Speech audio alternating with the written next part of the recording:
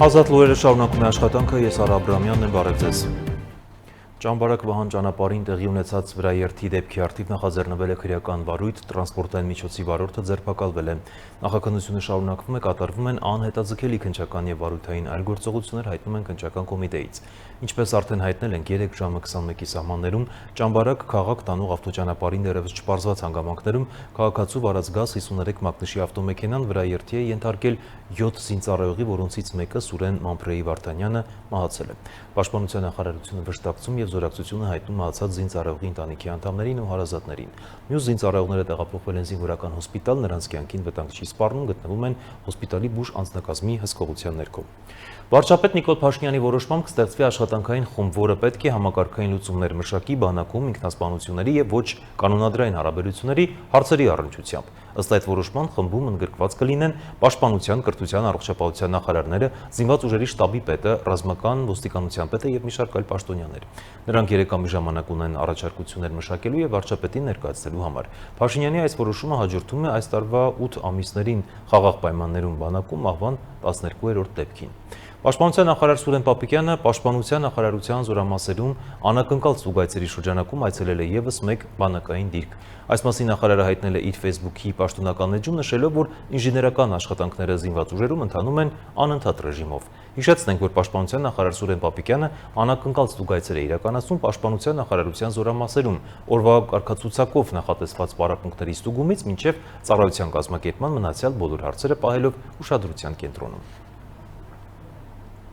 Փարիզում տեղի են ունեցել Հայաստանի եւ Ֆրանսիայի արտաքին քաղաքական գերատեսչությունների միջև աֆրիկյան հարցերի շուրջ խորհրդակցություններ, որոնք վարել են արտաքին գործերի նախարարության միջին Արևելքի եւ Աֆրիկայի վարչության պետ Լևոն Պետրոսյանը եւ Ֆրանսիայի Հանրապետության Եվրոպայի եւ արտաքին գործերի նախարարության Աֆրիկայի եւ Հնդկական օվկիանոսի հարցերով գլխավոր տնօրենի տեղակալ Օլիվիե Գաբրիել Ռիշարը։ Զրուցակիցները քննարկել են աֆրիկյան մայրցամաքում տեղի ունեցող քաղաքական եւ անվտանգային զարգացումները, տարածաշրջանային եւ միջազգային օրակարգի արդիական հարցեր, ինչպես նաեւ աֆրիկյան ուղղությամբ երկկողմ գործակցության ընդլայնման եւ Աֆրիկայում զարգացման համատեղ ծրագրերի իրականացման հնարավորությունները։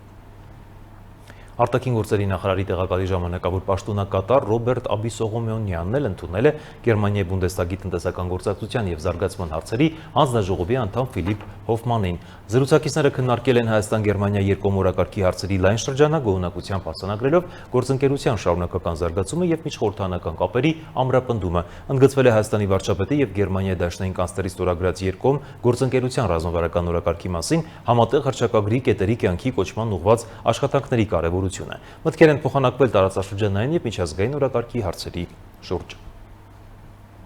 Տեղի է ունեցել COP17 համաժողովի կազմակերպչական կոմիտեի հերթական նիստը։ Նիստի ընթացքում գործընկերների հետ քննարկեցինք առաջնորդների գագաթնաժողովի եւ բարձր մակարդակի հանդիպումների կազմակերպչական հարցերը, անդրադառնալով աշխատանքային խմբերի ընթացիկ աշխատանքներին եւ առաջիկա անելիքներին։ COP17-ի նախապատրաստական աշխատանքները շարունակվում են ինտենսիվ ռեժիմով։ Բոլոր ուղղություններով հետևողականորեն առաջ ենք տանում կազմակերպչական եւ ենթակառուցվածքային աշխատանքները։ Համաժողովը պատշաճ մակարդակով անցկացնելու համար գրել է նախարարը։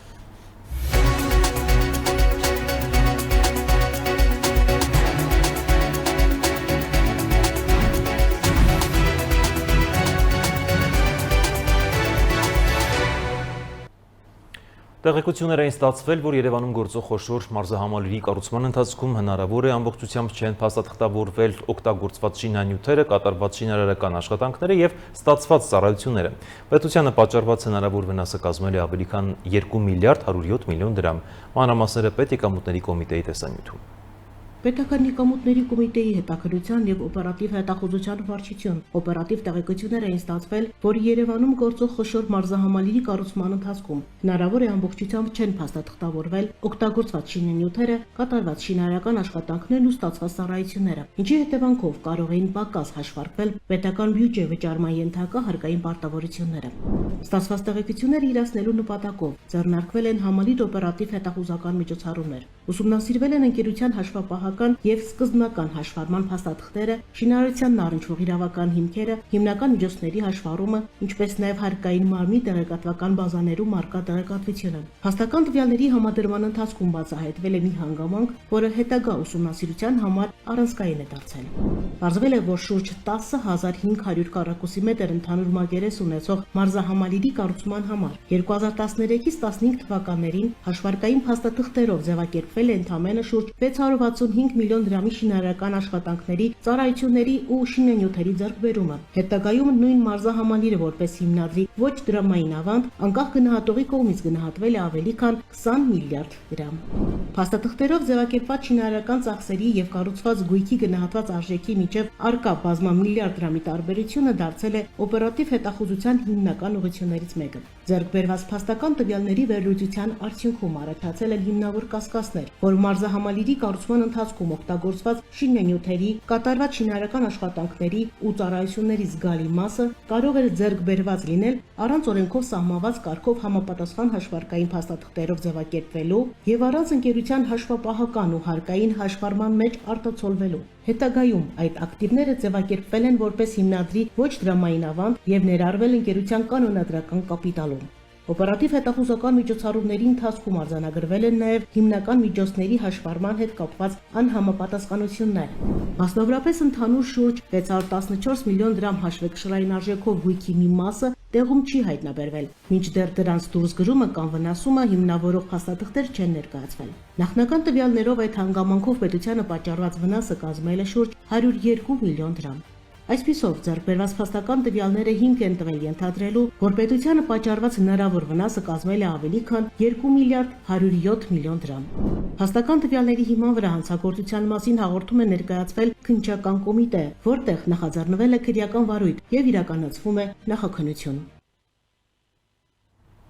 Հակակոռուպցիոն դատարանն էլ վարույթ է ընդունել գլխավոր դատախազության ապօրինի ծագում ունեցող գույքի բռնագանձման վերաբերյալ հերթական հայցադիմում, որով վարչությունը պահանջ է ներկայացրել դատարանին կրթության եւ գիտության նախկին նախարար Արմեն Աշոտյանից եւ վերջինիս հետ փոխկապակցված անձանցից հօգուտ Հայաստանի բռնագանձել 3 անշարժ գույքի գնման իրավունք, որոնցից մեկը գտնվում է Կենտրոն վարչական շրջանում, իսկ երկուսը Ավան վարչական շրջանում կառուցվող թաուն հաուսներ են, նաեւ 47 միլիոն դրամ որպես ապօրինի եկամուտների եւ միջոցների մնացորդ եւ ավելի քան 338 միլիոն դրամ։ Անցնենք միջազգային լրահոսին ռուսական հրթիռակոծությունների հետևանքով Ուկրաինայի մայրաքաղաքում եւ հարակից շրջաններում ստացված վերջին տվյալների համաձայն գիշերվա ընթացքում առնվազն 13 մարդ զոհվել է։ Ուկրաինայի նախագահ Զելենսկին կոչ արել միջազգային հանրությանը արձագանքել Մոսկվայի կողմից պատերազմի սրմանը։ Ուկրաինայի ռազմաօդային ուժերի տվյալներով Ռուսաստանն արձակել է առնվազն 44 հրթիռ, որոնցից 39-ը խոցվել են։ Իր հերթին Մոսկվան հաղորդում է, որ գիշերվա ընթացքում խոցել է Ուկրաինայի կողմից արձակված 726 անօդաչու թռչող սարք։ Միջազգային նորությունները տեսաշարով։ Մոսկվայում կրկին սահմանափակումներ են մտցվել ավտոմոբիլային բենզինի վաճառքի համար։ Վաճառքի սահմանականակները գործում են Ռուսաստանի մայրաքաղաքի ավտոլցակայանների առնվազն 2 ցանցում։ Այս մասին հաղորդում է RBK պարբերականը։ Գազպրոմ նեֆտի թեժգծից հրատարակությանը տեղեկացրել են, որ աճող պահանջարկի պատճառով յուրաքանչյուր բաքի համար տրամադրում են մինչև 40 լիտր բենզին։ Ավելի ուշ ընկերությունը RBK-ին հայտնել է, որ դիզելային վառելիքի վաճառքի սահմանափակումներ չկան, իսկ բենզինի սահմանականակը կազմում է 60 լիտր, իսկ Տատնեֆտ ավտոլցակայանների ցանցում հայտնել են, որ մեկ անձին վաճառում են ոչ ավելի քան 50 լիտր բենզին եւ 60 լիտր դիզելային վառելիք։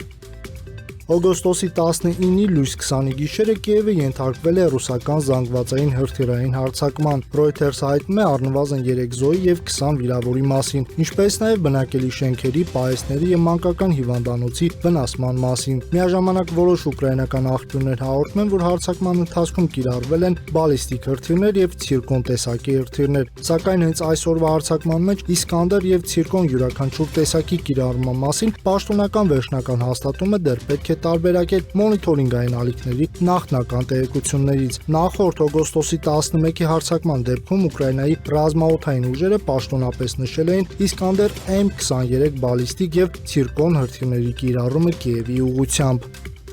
ԱՄՆ նախագահ Դոնալդ Թրամփը չի բացառել Իրանի հետ բանակցությունները վերսկսելու հնարավորությունը, նշելով, որ դա կարող է տեղի ունենալ որոշակի փուլում, սակայն այս պահին դրա անհրաժեշտությունը չի տեսնում։ Ինչպես հաղորդում է Interfax, այս մասին ասել է Թրամփը օգոստոսի 19-ին լրագրողների հետ զրույցում, պատասխանելով այն հարցին, թե արդյոք մտադիր է վերսկսել բանակցությունները Իրանի հետ։ Հնարավոր է ինչ-որ պահի, բայց հիմա կարծում եմ իրավիճակն առանց այդ էլ շատ լավ է, ասել է նա։ Բրազիլիայում բախվել են ավտոբուսն ու բեռնատարը կա 23 զոհ։ Բախումը տեղի ունեցել Բրազիլիայի Պարանա նահանգում BR 373 մայրուղու վրա։ Նախնական տվյալներով բեռնատարը դուրս է եկել իր երթևեկելի գոտուց եւ ճակատային բախվել միկրոավտոբուսին, որը Իմբուտվայից հիվանդներին տեղափոխում էր Կուրիտիբայի բժշկական կենտրոններ։ Զոհերի թվում եղել են 21 մեծահասակ եւ 2 երեխա, ինչպես նաեւ բեռնատարի վարորդը։ Ռուսաստանի համար ուկրաինական ահաբեկչական հարձակումների կրիտիկական հետևանքներ չկան, չեն եղել եւ չեն կարող լինել, այս մասին հայտնել է Պուտինը։ Դրա հետ մեկտեղ տնտեսական դինամիկան Ռուսաստանում ամբողջությամբ վերցրած համեստ է, բայց դրական, նշել է Ռուսաստանի Դաշնության նախագահը ռազմավարական զարգացման եւ ազգային նախագծերի խորհրդի նիստում։ Ռուսաստանի Դաշնության նախագահն ասել է, որ հնան առաջիկա կիսամյակում Ռուսաստանում աճել է 0.6%-ով, երկրորդ եռամսյակում 1.3%-ով։ Օգոստոսի 19-ին Փենսիլվանիա նահանգի Քարլայլ քաղաքում տեղի ունեցել վթար։ Քեսնա 150 փոքր ինքնաթիռը բախվել է Փենսիլվանիայի նահանգային ոստիկանության Bell 407 ուղղաթիռին։ Ինքնաթիռի օդաչուն մահացել է, իսկ ուղղաթիռում գտնվող երկու ոստիկանները վիրավորվել են, սակայն նրանց վիճակը կայուն է։ Այսօր ես հայտարարում եմ երբևէ որևէ երկրի դեմ ձեռնարկված ամենակործանարար տնտեսական գործողության մասին, սա լինելու է աննախադեպ մասշտաբի տնտեսական պատերազմ եւ մեկուսացում, հայտարարել է Դոնալդ Թրամփը։ Այսօր ես նաեւ հայտարարում եմ, որ ցանկացած երկիր, որը թույլ կտա իր ֆինանսական հաստատություններին, ձեռնարկություններին, օդանավակայաններին կամ պետական մարմինների որևէ տեսակի փրկողակ տրամադրել Իրանին, ինքը կբախվի հսկայական տնտեսական հետևանքների, հավելել է Թրամփը։ Այսքան այժմի համար կհանդիպենք։